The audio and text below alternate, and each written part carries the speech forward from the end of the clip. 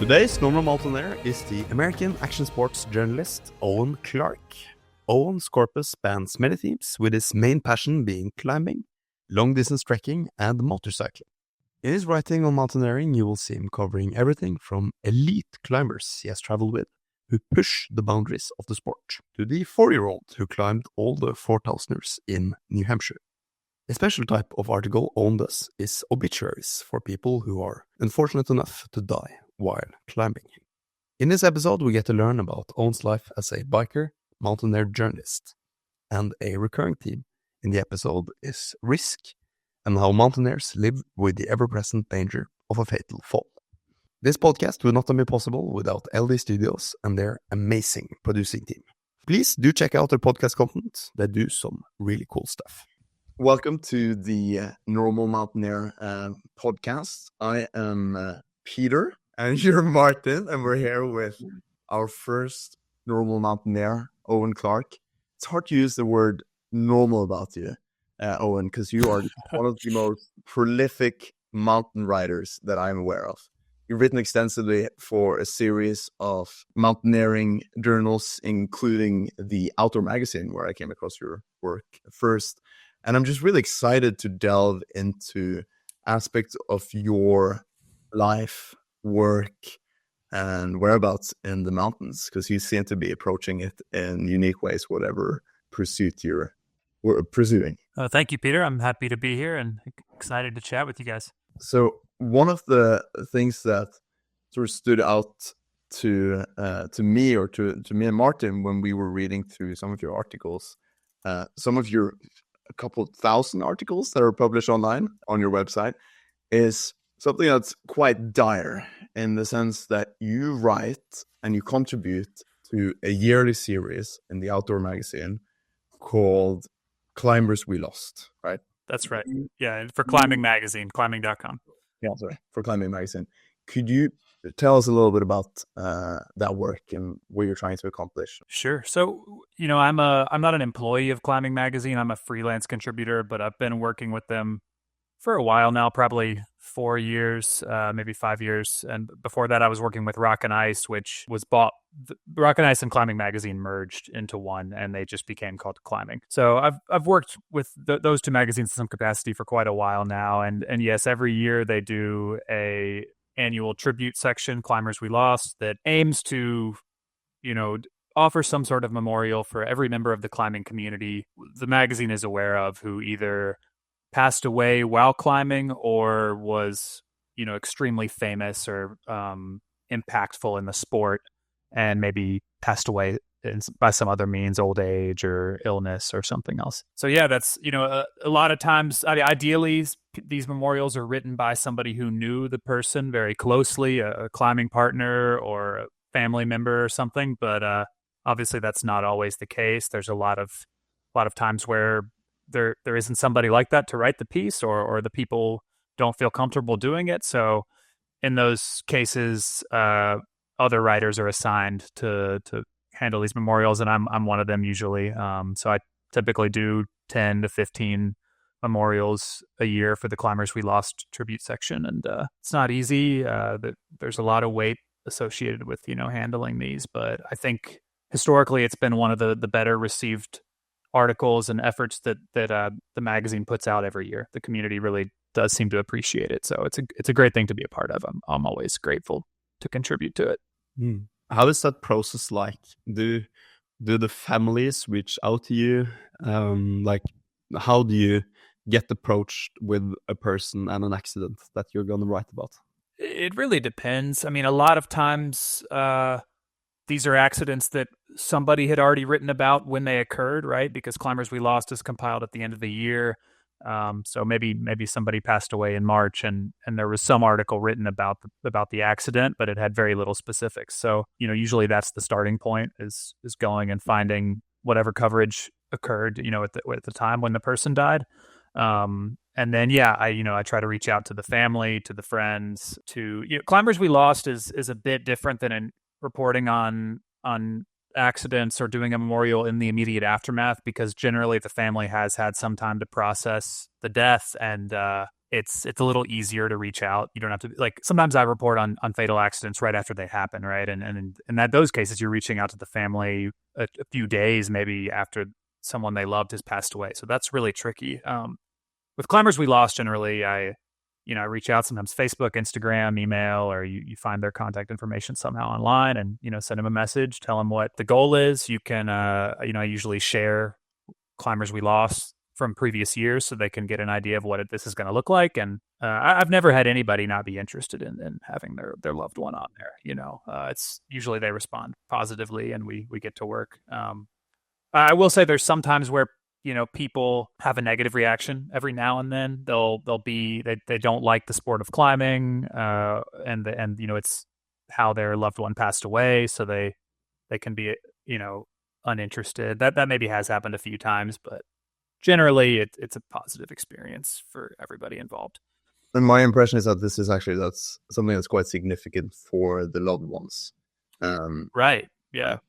It is, for a lot of these people. I mean, some of the people in Climbers We Lost are professional climbers. They've, been written about for, years and they're well known. But a lot of the people are just everyday climbers, people just your average climber who hasn't ever been in a magazine or there hasn't been anything been written about them before. So the family can sometimes be quite excited to share information about their loved one, How do they react to the articles that you write about them? Like, are there things that they don't want you to say? Are there specific things that they want you to say? And what is this relationship with, like, what they want you to write and what actually happened, and your need as a journalist to convey what was the actual happenings? I think it depends.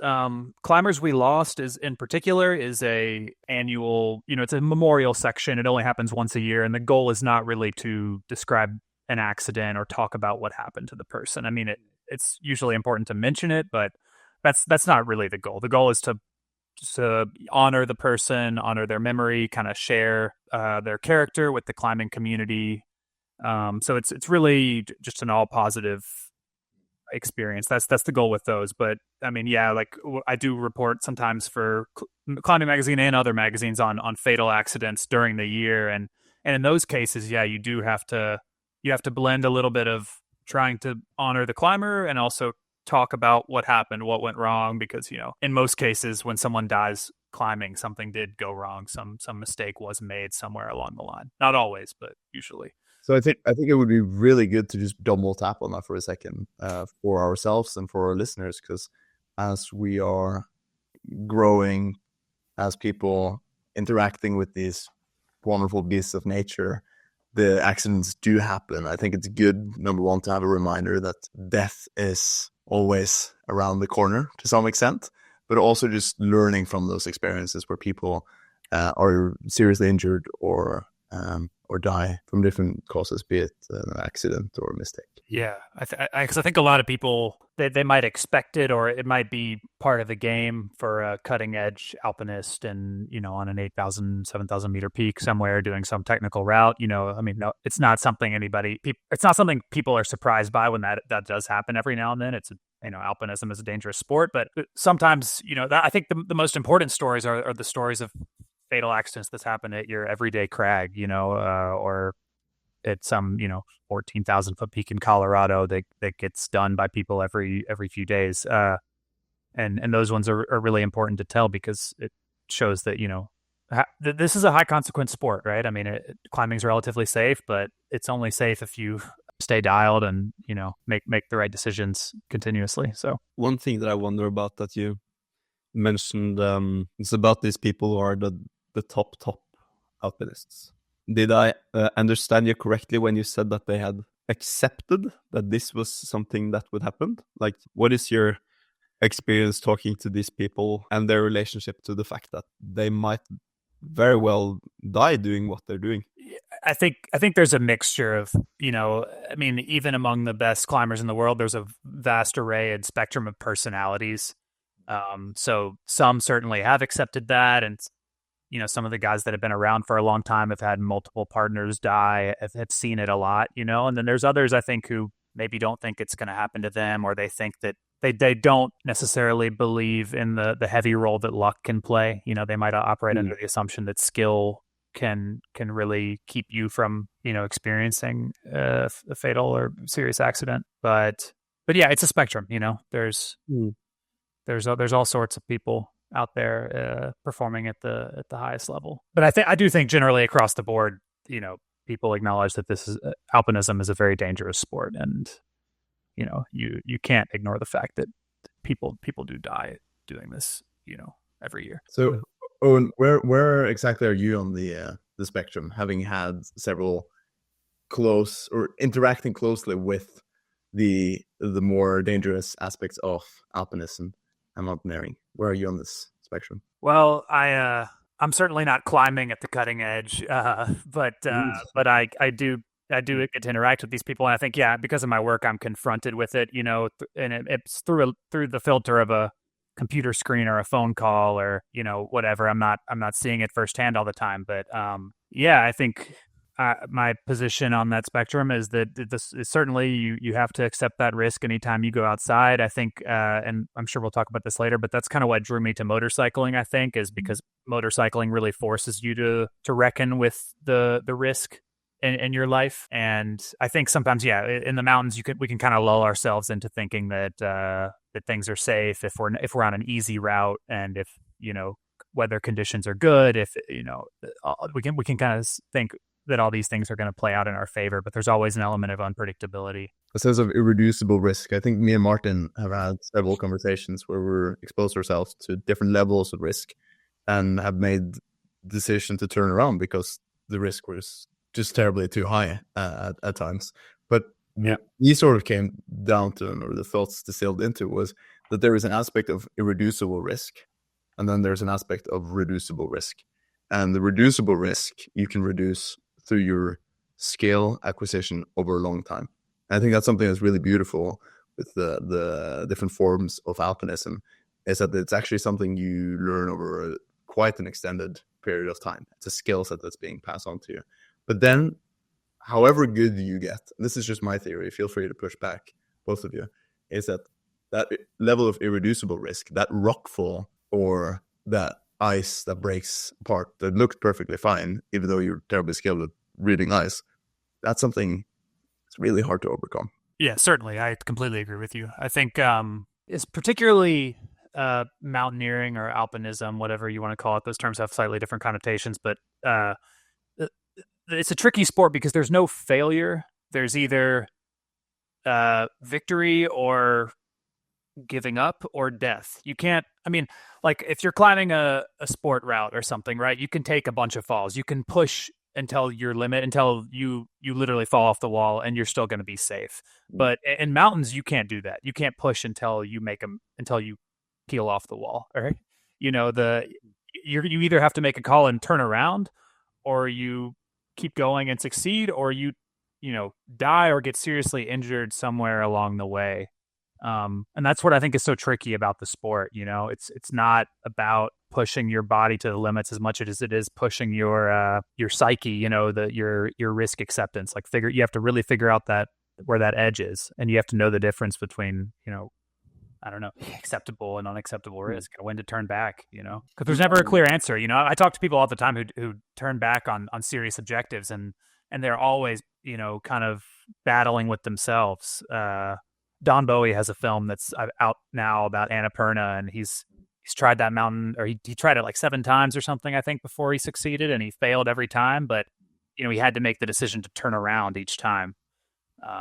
So he never knew if he was really failing or if he was just quitting, And I think that's what's so beautiful about our sport, though. It really forces you to understand yourself at a deeper level because of that. I have one question. What do you think? This is both a question to you and to the people that you met. Like, what do you think drives mountaineers to tread that edge of what is the risk that you can take? I think a lot of people, too, at a more amateur or average mountaineer level, they don't realize the edge that they're treading. When you first get into the sport, you might not realize how quickly things can really change up there until it happens to you. I don't think everybody is aware of the risk they're accepting when they go climbing, or go into the mountains.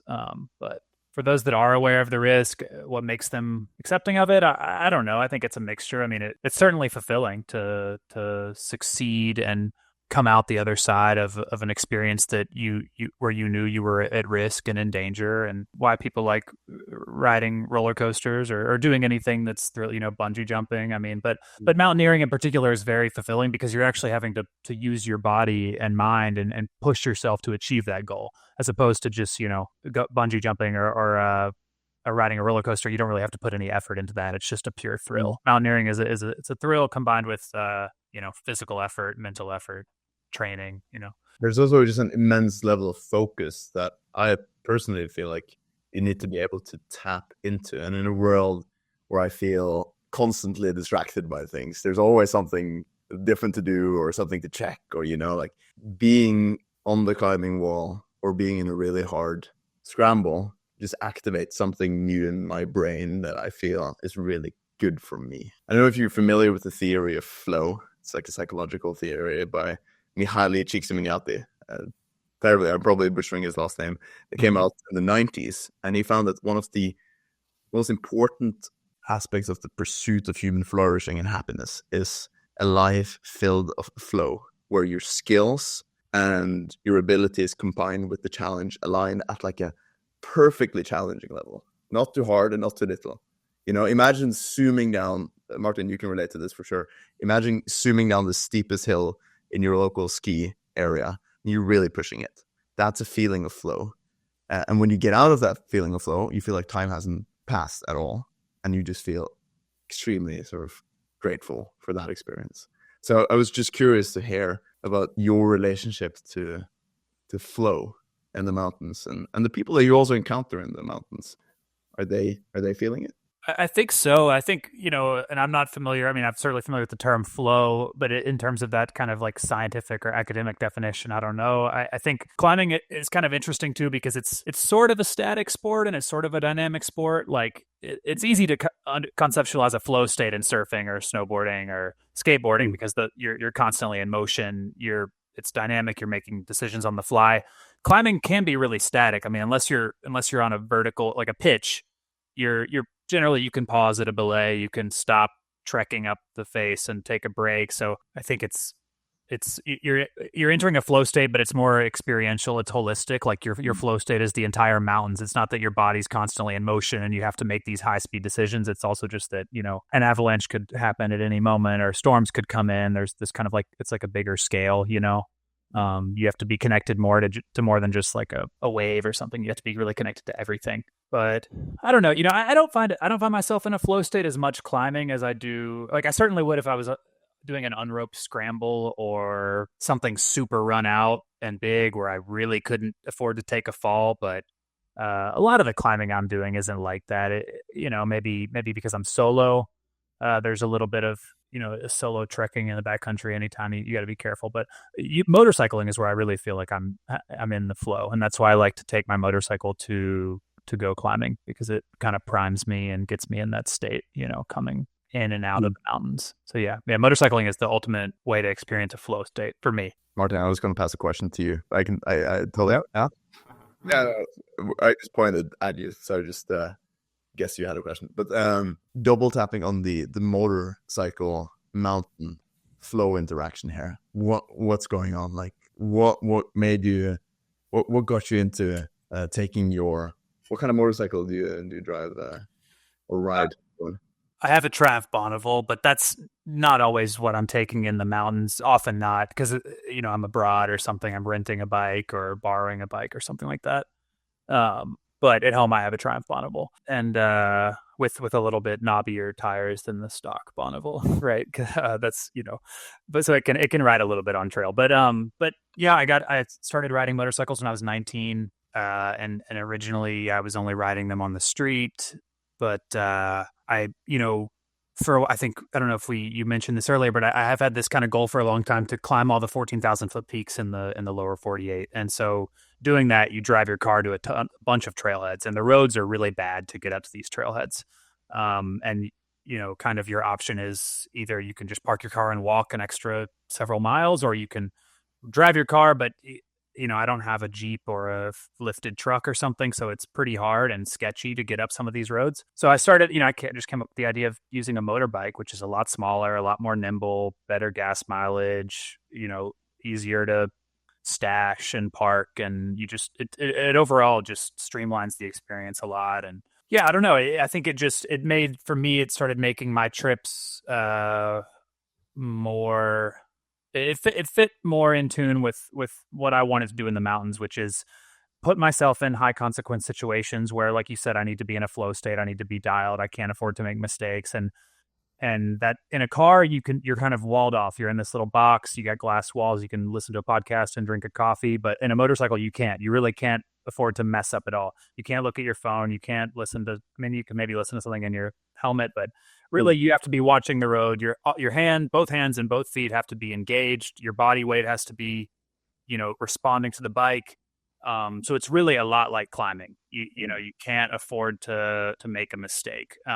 So yeah, when I started riding a motorcycle, then, my trips they started when I left my house and they ended when I got back to my house, as opposed to like driving a car or taking the train.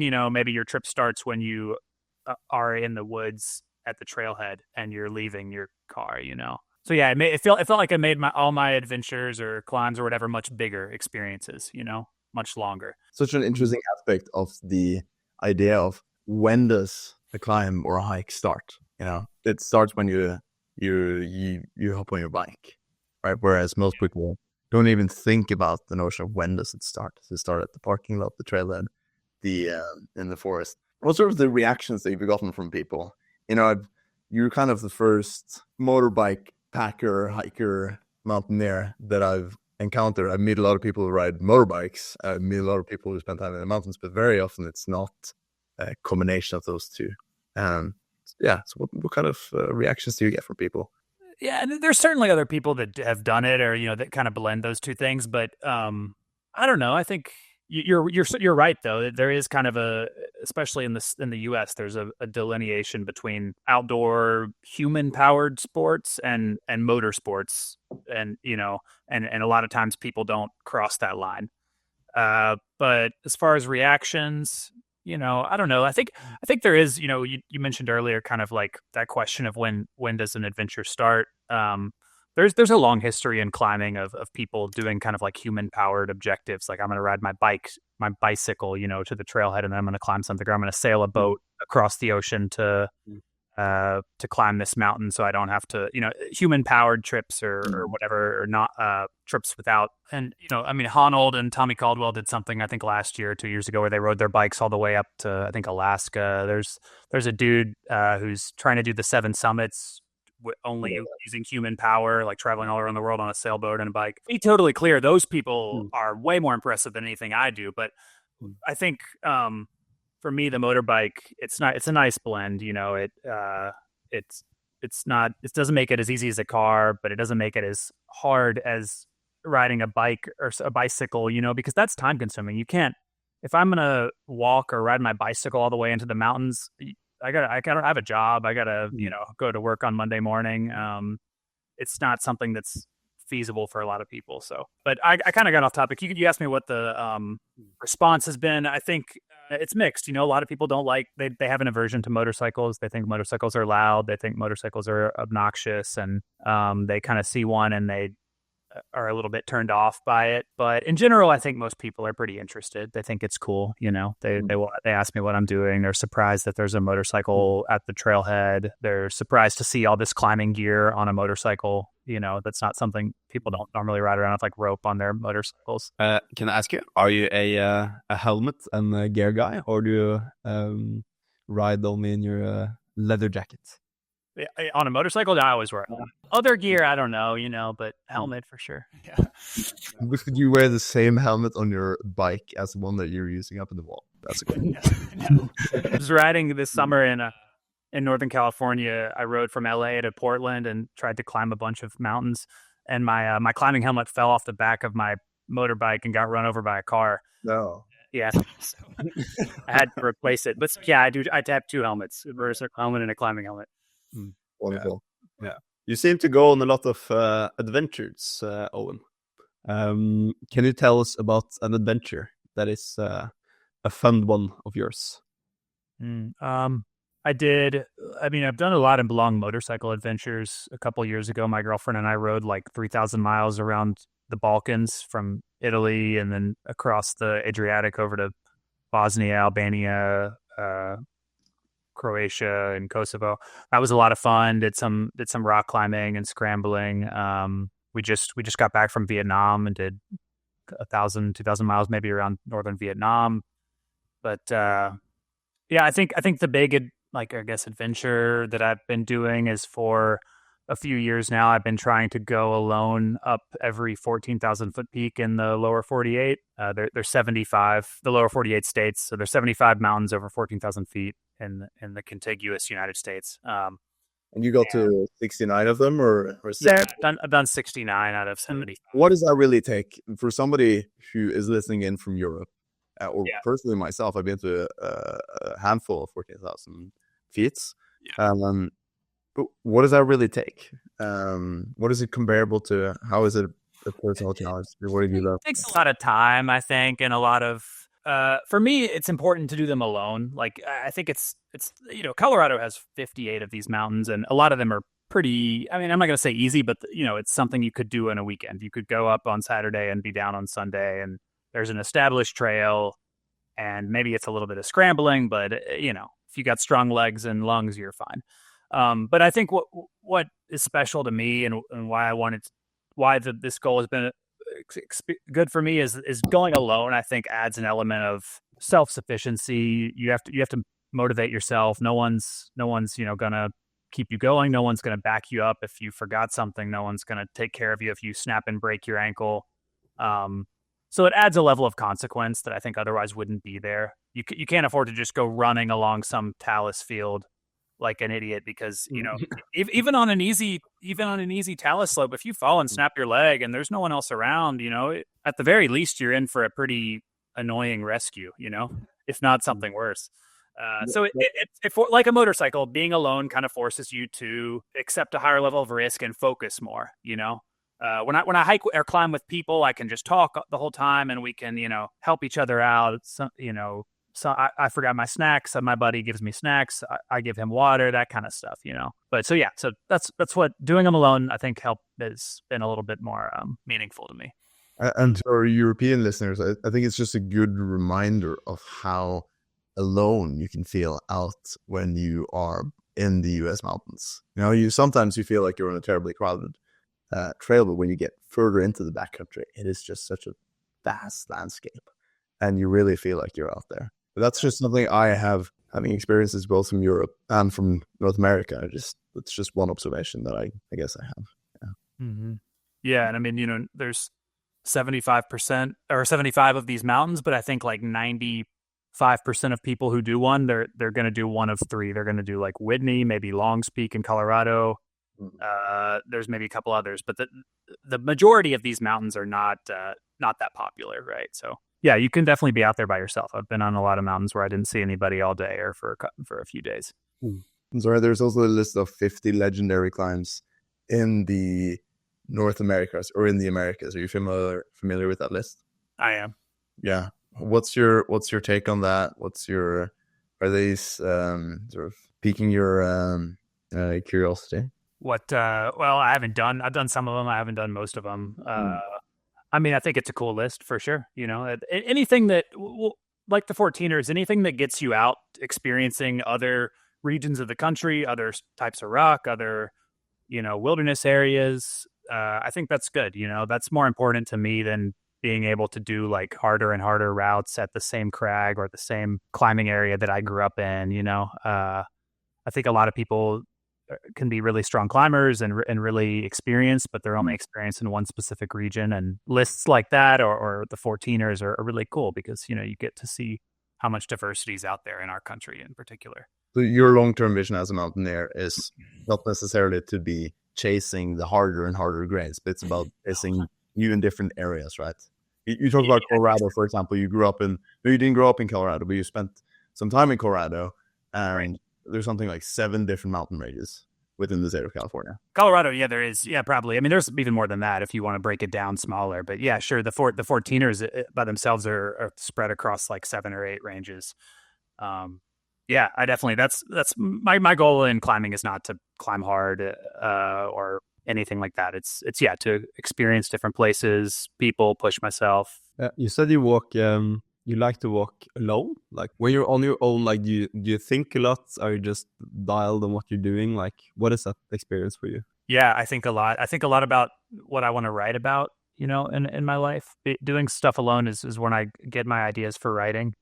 It's when I can my internal voice starts coming on. So yeah, I think I'll just kind of start these internal dialogues with myself when I'm hiking or climbing or whatever alone. Yeah, I also listen to music or things like that, but that's pretty much it. I'm not somebody that puts on like a podcast or an audiobook whenever I'm trekking alone or whatever, because I think that kind of ruins the whole point of being alone. Like if I just have somebody else's voice in my head reading or talking to me, I might as well just have somebody there with me, So yeah, I either just prefer complete quiet or maybe some music. Is there a world where I'll walk into you on the trail and you're carrying a voice recorder, recording your next article on the trail? And I take notes in like a notebook or something, or type something on my phone. Sometimes I'll record myself, yeah, but I've never been that good with like. It's kind of ironic because I'm on a podcast, but I've never been that good with like speaking off the. I think I get my thoughts down better in writing. Oh, and you started. One of your first sort of writing gigs, if I understand it correctly, was you being an intern at Rock and Ice, the magazine in Colorado, a while ago. What was that experience like, and what kind of feelings did you have when you went into the writing profession, especially writing about mountains and people who live in the mountains? Yeah, well, I didn't think, I've always wanted to be a writer. I started writing when I was like 8 or 9, or writing fantasy stories at school and writing books. Like I wrote a full novel whenever I was in high school, just in my bedroom at night after school writing. So I've always wanted to be a writer, but as I got closer to college, I didn't really think it was possible. I decided to go to college for environmental science, but I always kind of held on to that writing dream, and I got lucky enough to make a connection at Rock and Ice magazine. I got selected for this writing symposium that was taught by John Long, who's a famous climbing author. And at that symposium, I got to submit a story, and the magazine liked the story, so they published it. And through that, I got an offer I applied to become an intern the next year. Yeah, I mean, the experience taught me a lot of things, but chiefly it convinced me to change my major from environmental science in college to English literature. And I decided, hey, maybe I can become a writer after doing that internship.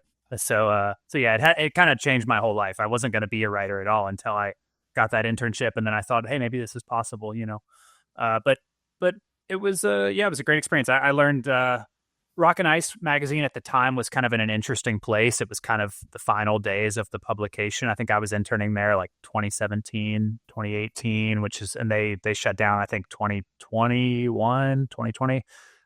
So it was the last years of that magazine. So I got to see kind of the old guard of like print journalism, old school, long form, serious writing, and that was competing with digital news and Instagram and Facebook posting. And the magazine was certainly struggling, I think, at that point. The average print subscriber age is like 60 years old or something. So struggling to connect with this newer audience. So I came in at an interesting time, and I got to try to learn how to be competitive in a digital journalism world. And I learned, I published a lot. I wrote a lot of articles for them as an editorial intern, and got my name out there a lot on the internet on rockandIce.com, which was really helpful for me starting out as somebody who didn't have any.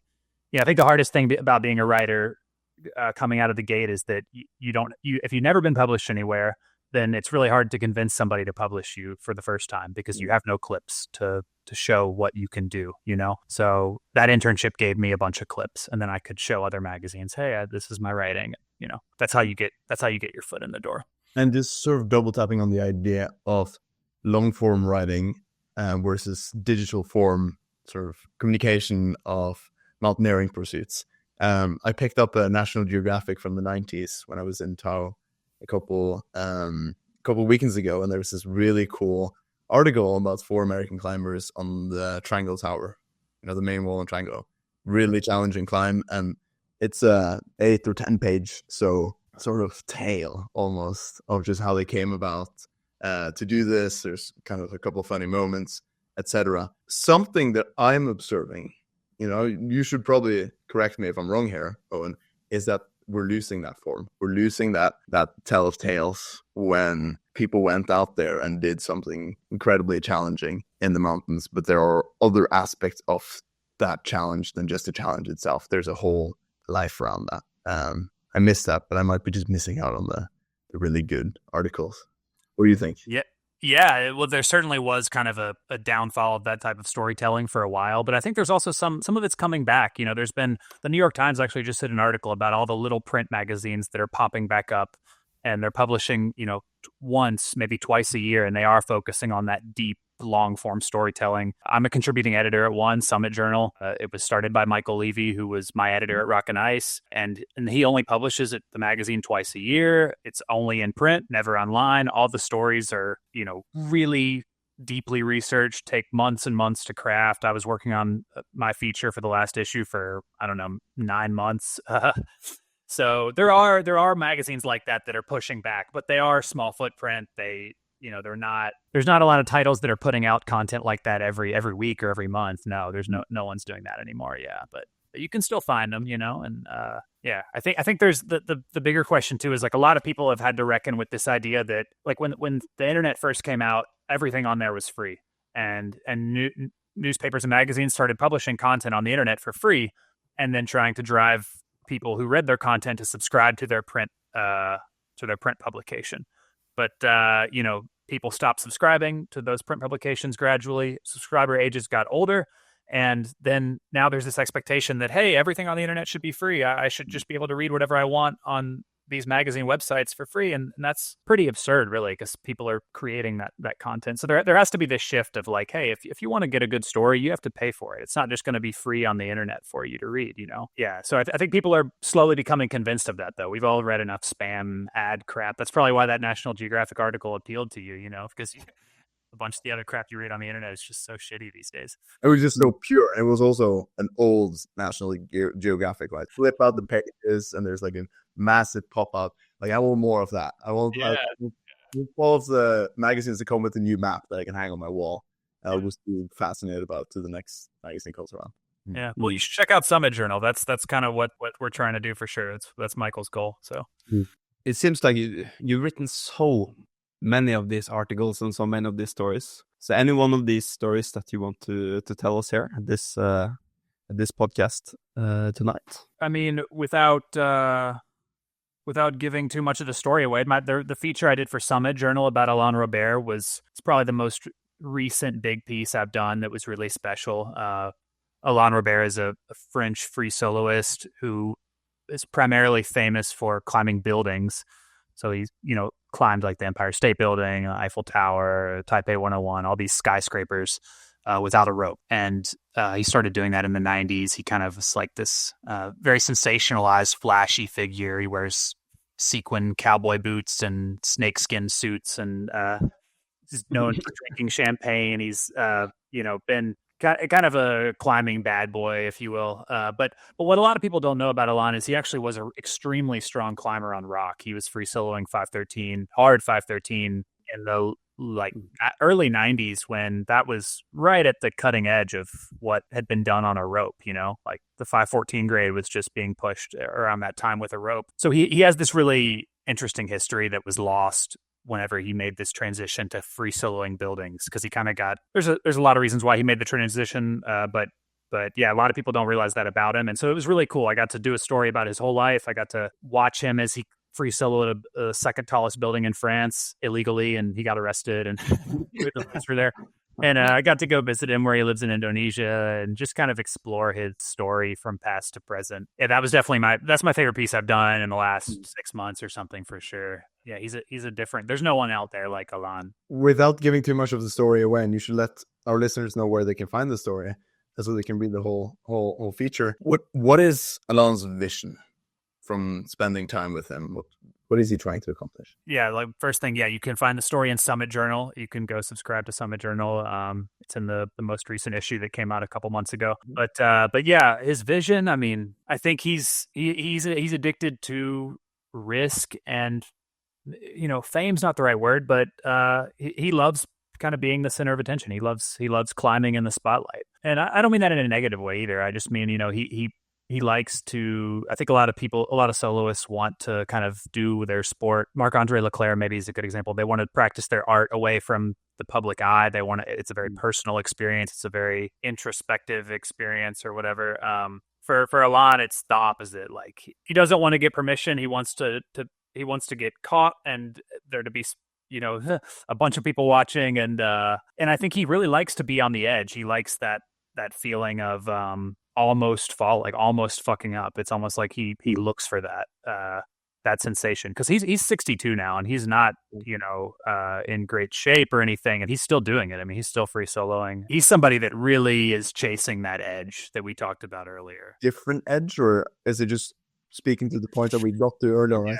Where everyone has their own edge, their own ladder that they're climbing on to some extent. Yeah, he will entertain.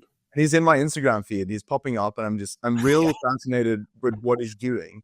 But there's also something within me where I'm like, would he, or actually, let's take a step back. Would a lot of people, including ourselves, be doing this if it weren't for some form of self-promotion in addition to the personal growth that you're experiencing?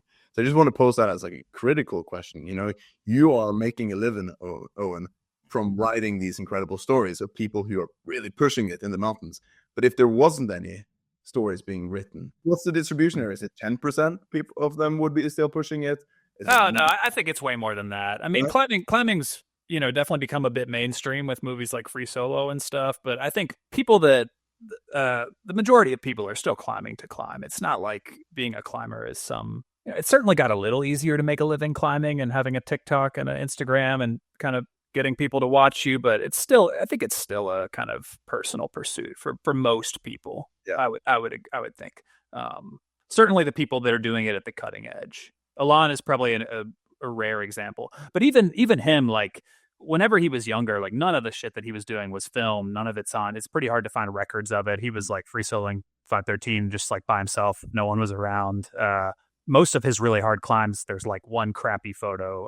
There's not a lot of documentation. I think what's happened with him recently is he's older now, and he has a lot of time on his hands. He lives in Indonesia and he makes money doing a couple climbs a year, and then he's able to spend the rest of his free time just kind of posting about the stuff that he's done over his career, and he likes that. But it's just because he has so much time on his hands. He's not not climbing all the time anymore. But yeah, I think most people are not doing it for the story or the fame.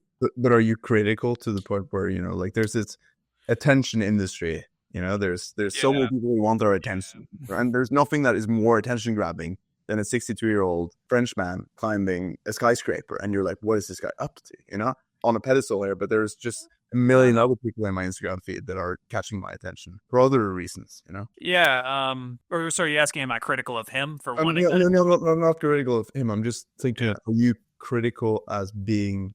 We're all a part of it, but you're especially a part of it because you're producing so much awesome content the whole time.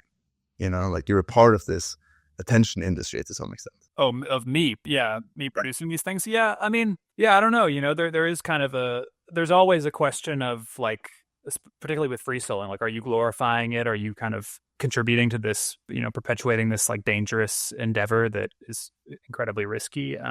But I don't know. I'm not, I honestly haven't thought too much about that. Like, do you have your limits to what you would want to write about? Or I wouldn't want to write about something. Yeah, that's a really good question, man. I'm not sure, because I think the job of like my job is to tell what's out there, like to give people a lens into viewing whatever's happening in the world. I mean, in my niche, it might be action sports, but I think as soon as you start making those decisions, like, oh, I don't want to report on this because I don't want to give too much spotlight to this, it's dangerous or it's unethical, then you get lost in this whole messed up kind of world where you're, I don't know, it's a slippery slope into being really impartial, or partial. to being extremely partial to certain kinds of stories. And then I don't know, it's not something I've ever wanted to ask myself really, you know. I certainly make calls about how I might report the story, but at the end of the day, I'm just trying to tell it how it is or how I see it in the most accurate way, you know. Yeah, you have these really talented athletes doing these free solo stunts, but are there people who shouldn't be doing these stunts that are doing it because of them, you think? Yeah, probably. I mean, but I don't know, like with free solo rock climbing, there's really not a huge there's not a huge spectrum of like it's serious, you know. It's hard to fool you can't fool yourself into thinking that you have the skill to do something and kind of get up there and then back out. Like I don't know, just look it up. Like there's not that many people out there free soloing buildings, for example, or even free soloing rocks. Like, you know, a couple people a year might pass away free soloing, but it's not that common. I think most people get 10 feet off the ground and they're too spooked to continue, you know. I think more people get in over their head doing these like big unroped scrambles, like, you know, these ridge scrambles that are 5'4" that aren't even classified as a free solo, and people do them all the time, but people get complacent. That's where I see more risk than technical several 100-foot vertical solos, you know. Yeah, you know, there's a few people out there doing them, but most of them pretty good at what they do, I think. And so it's more about promoting this culture of excessive risk taking in rock climbing, rather than people just suddenly deciding, okay, I'm just gonna go up this wall without no rope. You think? Yeah. Or is it just like all these Karens complaining about this the same way they would complain about people playing like first person shooters? I think I kind of would say the people complaining about this are more Karens. That'd be my take. I mean, not that I think it's necessarily good to go free solo, or like in Alon's case, you know, above a bunch of people in a city, but like there's risks, you know. But I mean, he's been doing this for 40 years and he's never fallen on anybody. And I mean, I watched him climb. He got 10 feet off the ground and no one was even near him. The risks to other people are really low. Like, it's not like he was going to fall on anybody. That was pretty much impossible. I think, you know, I just think if you're gonna think that's the big issue in like society or in our sport, like go fight drunk driving or people who are texting and driving. You know, that's people. Everybody's doing that every day, and that's way more dangerous than some guy going free soloing. You know, like I just think there's way bigger issues going on. All people posting on their Strava on the way back from a long hike. I think that might wild riding. How many people are really out there free soloing? There's some, but I mean, I'm reporting on these deaths when they happen, and I'm just telling you, there's not that many. Like, there's just. Is there a cultural aspect to risk that you're seeing as you're riding across just multitude of cultures? I can speak to one that I was reading on, and so I'm passionate about mountaineering literature, and especially the stuff that came from Norway in the 1800s. And one thing that was highlighted in a great book that I read was that the British had sort of what we call in Norwegian vinn or forsvinn, like win or disappear kind of mentality to reaching a first ascent on our Norwegian summit, whereas Norwegians were more cautious to start off with. But the British came in and they really did a lot of groundbreaking work in Norwegian mountaineering and then trained Norwegians. But to this point, like, what are you seeing as the cultural aspect of risk taking across all your writings and your analysis? Like, you mean based in how it differs across cultures? Yeah, without throwing anyone under the bus, I would just be curious as to give them some comparisons. Or it's hard to say because I mean I cover athletes from around the world, but I'm writing primarily for an American audience. Most of the magazines I've worked for, very close to all are Americans. The readership's American, so it's hard to say what those foreign audiences, how the culture, how their acceptance of risk differs. But I do think, as a whole, like as a society, our relationship with outdoor achievement has become, or outdoor sports has become, one where we prioritize achievement over challenge. I think, and to elaborate, I wrote a recent op-ed for the Outdoor Journal about this, but like in the high mountains of the world, there's so many like records being set every week. You know, the first man to do this from this country, the first woman to go up here this many times. We've kind of become obsessed with like achieving first and achieving like setting goals, you know, like breaking these little records, you know. as opposed to doing something because it's actually challenging. Like if you look at commercial mountaineering, the whole idea is to make these mountains as easy as possible to get up with oxygen and fixed ropes and guides and helicopter flights and everything. And so I think as a culture, we've forgotten what those people in the 1800s and the 20th century, that they came to the mountains because of a challenge, not just because the mountain was the tallest or the furthest or whatever. So, well, I'm sure it was an aspect of fame or desire to be, the guy or the woman. Mostly the guy, unfortunately. Yeah. No, Yeah. I think we should be critical to that at the same time. I just wanted to delve deeper into the cultural aspect of things. Like, I don't know, man. I mean, it's tough because it's harder to delineate nowadays, I think, from the core community and just the general online audience, because most of the stuff I'm writing is online, and people, a lot of people that come across my articles, for example, they're not even climbers. They just saw it on their Instagram feed and they're commenting, and they may not even read the article, and they're commenting their immediate thoughts. I think everything's become so diffuse, like, in the 1800 or the 1980s or whatever, if you were reading about climbing, it was because you actively wanted to read about climbing because you subscribed to a climbing magazine and it comes in the mail to your house. And so then I think it's easier to talk about cultures in that sense, because it's like, hey, there was this core community back then. I feel like the community now, at least online, it's a little harder to tell where someone's coming from. Looking at comments, they could be a guy who's never climbed before. They could have been in the climbing gym one time, or they could have been climbing their whole life, and everybody's all blended in together on these online forums. So yeah, I don't know. I think like the mainstream has mixed with the core a ton, and it's then because of that, it's hard to analyze. Are there any of the climbers that you have met that are like, okay, these guys are from one particular country and they're all crazy? Shoot, I don't know. I think there's something in Eastern Europe for sure are really hard. Like the Russians and the like Ukrainians and the guys from like some of the Balkan, like Slovenian alpinists, like those guys I think are on a different level than the guys out of Western Europe. I was writing an article recently about Maxim Petrenko, who died in the war in Ukraine. He's a Ukrainian climber, and he's like a sport comp climber. But Jorg Verhoeven was talking to me. Several people actually talked to me when I was writing that article about how different those guys that came out of the East are. Those guys that came out like after the wall fell, or like they came out of like the ex-Soviet Union, and how they really had to fight to be a climber. Like it wasn't accessible for them. Like in Western Europe and the US, it's like, there's all these, the industry is kind of supported. And so, yeah, I think a lot of those guys that come from the poorer countries or the countries with less accessibility, they tend to be maybe crazier, you could say, or have a way higher level of risk tolerance and acceptance. Yeah, sure.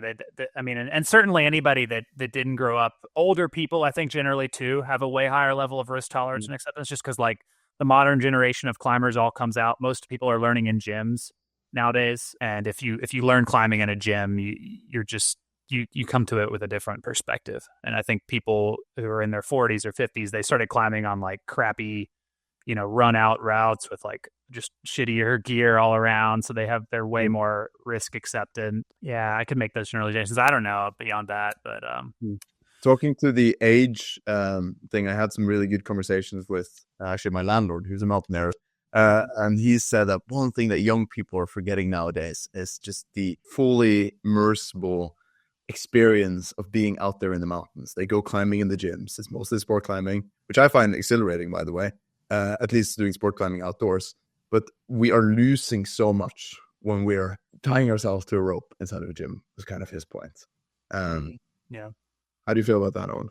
Yeah, it's a different experience, but I don't know that anything's being lost. It's just, you can always still just go outside, right? I mean, it's not like gyms are taking something away from the wilderness. They exist. And yeah, I think a lot of people now I don't know if it's most climbers, but there's a large percentage of climbers nowadays who say that they're a climber, but they only climb inside of a gym, and I don't think there's anything wrong with that. I mean, it can be a symbiotic relationship. I mean, you can definitely send it harder to some extent inside of the gym, and you're climbing like 513s in the gym, and then you go outside and you're like, well, I think I'm gonna stay at this kind of run out 510 or something, like that's at least my impression of some people. Gyms are great. I don't have any problem with climbing gyms or indoor climbing at all, really. I have a problem with auto belays. I don't like auto belays, but Ooh, okay. What do you? Yeah, I have never used an auto belay, so tell me about it. I've written about a few auto belay accidents. I think auto belays are safe when they're used correctly, overwhelmingly safe, but they inherently encourage a culture of like there's no backup for an auto belay. There's no part. You use an auto belay by yourself. No one is checking that you're clipped in. No one's checking that you're on belay or that you're on the right route or anything. No one's watching you as you climb. So an auto belay to me is the closest you can get in a gym to like almost like soloing. Like, I mean, it's safe. You're clipped into the belay, but you don't have anybody backing you up. You don't have a second pair of eyes checking your harness that it's put on right, that anything. And I live in the South, and there's gyms here. I'm not going to name names, but like you don't have to pass a belay test to use the auto belay. You don't have to know anything about climbing.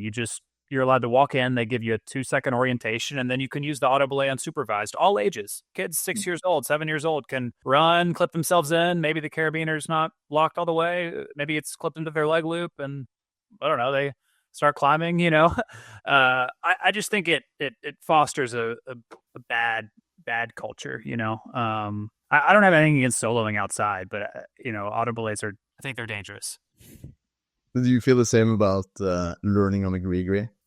I'm not a gree person. I don't use them. I didn't learn on them. I used to argue with people about it, but I don't know. I mean, I don't really care. It's whatever. I get why people like them. I think if I started climbing later than I did, maybe I would have learned on a gree and maybe I would have liked it, but it's a lost, yeah. I used to argue with people about stick clips and grees but I don't really care anymore.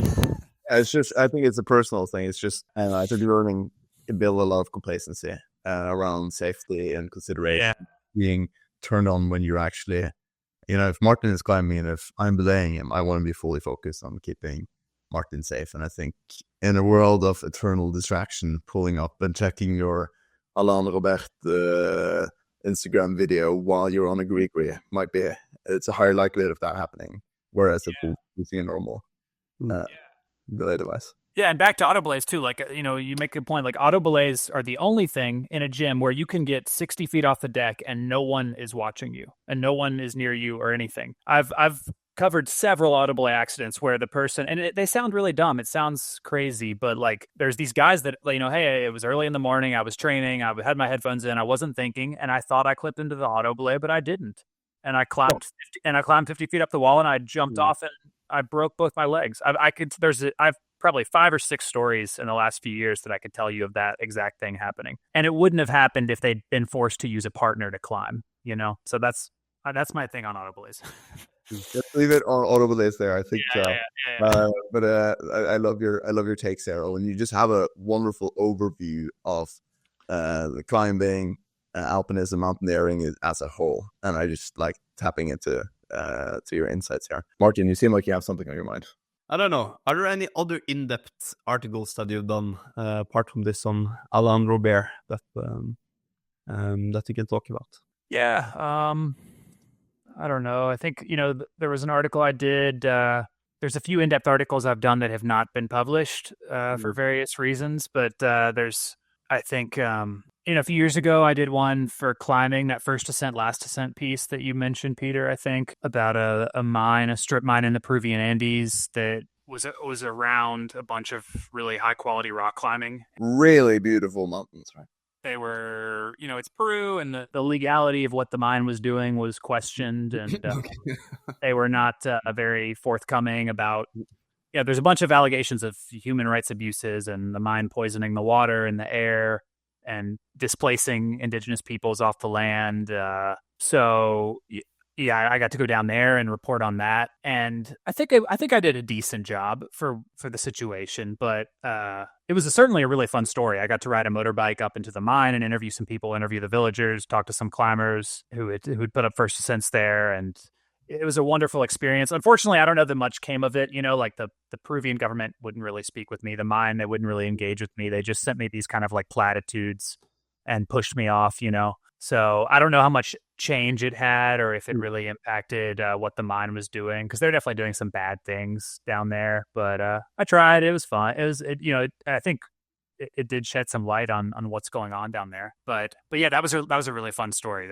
Having a background in partly in environmental science before you went into English literature at college. How does that still shape your writing? Is that your impact on highlighting these environmental degradations as a part of a storytelling of great pursuits in the mountains? Is that really a theme that you see throughout your writing, and or something you want to delve deeper into in the future? It definitely is. Yeah, I really want to. I mean, I would like to write more about environmental issues and wildlife issues and just climate change. I think particularly in the U.S., there's not as much unity as you might think among the outdoor community about climate change and about environmental degradation. We just had an election last night.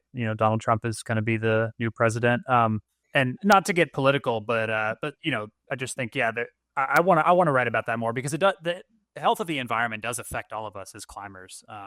I wouldn't say not to get political. I think the climbing community has a voice that should be heard. I've been following Carolyn Gletch, I think her name is, in Utah, who's running for state senate. I don't know if she made the position, if she got it or not, but her story as a mountaineer, female mountaineer, really has centered a strong narrative of environmentalism as well. And I think, I don't think we should be complacent and not be political. Shunad, the founder of Patagonia, was definitely political, sent a clear political message in his work. And, no, for sure. I mean, and I certainly try to be in my writing. I mean, I try to take a stance and make it clear. I think a lot of people, I would like to do that more in my work. To answer your question, I want to help people see the connection between who they vote for, who they elect, and how the environment is impacted. And because ice climbing in a lot of places might become one of the world's first extinct sports. I mean, it's one of the only sports that's being completely changed by climate change. There's ice routes that don't form anymore. Exactly, and you wrote an article on Venezuela being the last, I think, right? Venezuela being the first country in the world to not have any glaciers anymore. Like a country having glaciers but not having them. Wow. Somewhere in the back here. But I'm feeling, I don't know where you're getting this drive to write those articles from, but I'm personally feeling it, some sort of guilt. I live in Berkeley, but back home in Norway, in my sort of home ground where I learned to live a life in the mountains, they are now dumping mine residue into a beautiful fjord. Mm-hmm. And I haven't done anything about this. My mother is deeply passionate about this topic, but I haven't I haven't shared my opinion with anyone, and I feel like I should have. So I just wanted to put it out there that, it shouldn't be guilt-driven. But for me, I think guilt can be, we're out in the mountains, we're enjoying these wonderful natural amenities, right? But then we take them for granted. And a strong commercial power goes and dumps, and kills everything that lives in a fjord. Yeah, definitely. That's the story for you, Owen, if you ever want to write it. Let's talk about that afterwards for sure. I think there's a difference there, between the Norwegian mountaineering community and the American one, because I think the Norwegian one is very environmentally conscious. But that might also be a little bit about the way that we interact with the mountains in Norway, because, it's the glaciers is one thing. We talked about the glaciers. They are disappearing, but also we are very fond of our skiing in Norway, and there will be less and less of that going forward. And also, I think it's a reaction to the fact that our whole social system is funded through oil, and so it's, I think, being a country where oil is such an important component, and there's so much positivity towards oil, and oil is so important, like it makes for some people to want to take a stance against that very much. So yeah, I don't know what to think about that. The walls, at least for the climbers, I think will still be there no matter what happens with the environment. Sure, but Owen just covered a story where the mountains itself, if I understood you right, disappeared, right? Because they're mining the tops of the mountains. That's correct, yeah. Somebody climbs a route, and it's going to be the first and the last, because some mining company quasi-correlated with the government of a country is just chopping the tops of the mountains to mine whatever they're mining. So, I'm not saying El Capitan is going to be mined anytime soon, but in places where environmental regulation is not put properly in place, that is happening. Yeah, it's I think it's also hard to the climbing and alpinism in particular is so based around travel, and so based around like it's an extremely cost intensive sport to be a part of. It's not like basketball or football or something. I mean, you have to spend a lot of money. You have to travel long distances. It's carbon intensive by some standard. I mean, you could people that have to fly all the way to the Himalaya and back, and I'm reporting on these expeditions all the time where guys are flying around the world multiple times a year to climb these mountains. And sometimes I struggle with how to portray that because I think about the guy at home that's reading it who he just walks to the climbing gym every day and walks home, and his carbon footprint is like this, compared to these guys that have a big platform and do talk about climate change a lot, but they're also just taking 1 million flights a year and spending all kinds of money. So I don't know.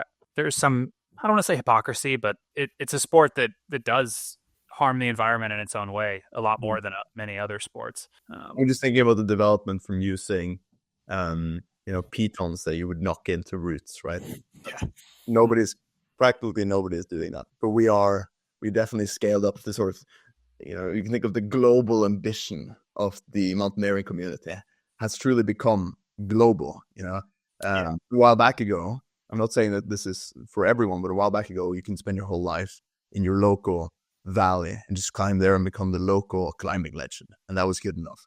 Now it's about climbing all these hard faces on all the 7 different continents, or getting the 7th summit, or there's a bunch of aspects of the mountaineering community that has I think we're tripping a little bit to some extent, that we need to think for future generations, talking kind of for ourselves there. It's like, do we want to follow into that footsteps as well? I just want to be a little bit. Climbing's very achievement based. Like inherently, it's about like, did you succeed or not? Did you reach the top or not? What was the grade of the route? It's all very, compared to a sport like surfing where things are more fluid and waves form in different ways. Climbing is really dialed down, and I think it does lend itself to this kind of maybe a little toxic culture of conquering peaks and racking up this list of all the stuff you've done. And I think that's why we kind of got lost in this focus on achievement over challenge sometimes. So just wrapping up here, what is your advice to young people getting into the field of mountaineering as we venture ahead? Like what advice would you give them? I'd say learn, find a mentor, find somebody that knows more than you, that is willing to, tie in with you and show you the ropes. I think that's the historic way that people got into climbing. And I think that's kind of been replaced for a lot of people by like YouTube videos and Instagram clips and online. You can learn anything you want to know online now, right? Or you can get a copy of Freedom of the Hills and read that book. But those things to me don't replace having an actual in-person mentor that can really show you the ropes. That's the number one thing for me. And you can learn everything, you need to know about the mountains from that person. And so that'd be my advice. Find that and then start spending time out there, and don't underestimate the value of doing stuff alone too. I've learned a lot from doing easier objectives by myself, and I think it's made me and developed me into a stronger person overall as a climber and just mentally. Owen, thank you so much for coming on the Normal Mountaineer podcast. We are incredibly grateful for just tapping into your insights from life in the mountains and thinking deeply about it, and not the least writing about this. So thank you so much. Yeah, cheers, Peter and Martin. Thank you guys. It was a pleasure.